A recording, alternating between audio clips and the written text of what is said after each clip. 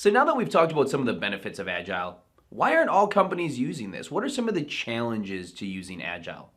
Well, the first thing is Agile is actually difficult for existing companies and organizations to implement if they're using some type of methodology like waterfall or other methodology today.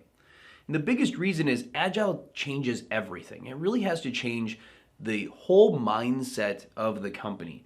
It sometimes has to change the organizational structure, has to change the way people and teams in various roles work with each other, and it really has to be an all or nothing process.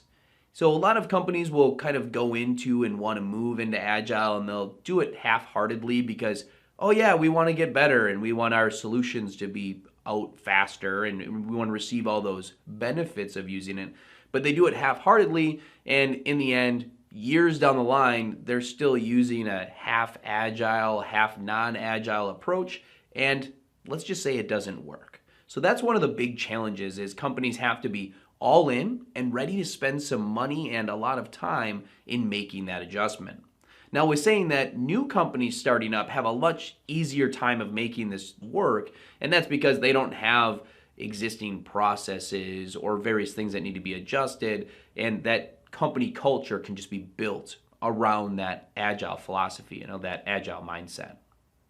One of the really nice things that a lot of team members like about Agile is the real lack of documentation, honestly, that Agile really focuses more on conversation and communication than writing all these requirements out and building models and all that stuff.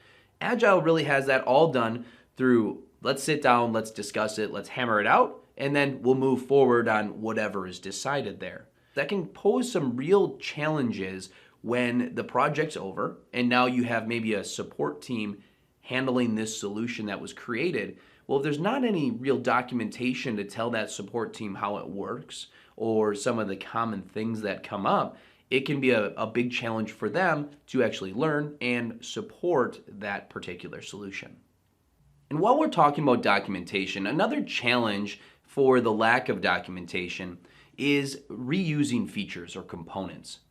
In a traditional methodology such as waterfall, you're documenting those features out. You're documenting about the design, you're documenting about all the analysis points that you've really thought about as you've designed it and as you've developed that solution.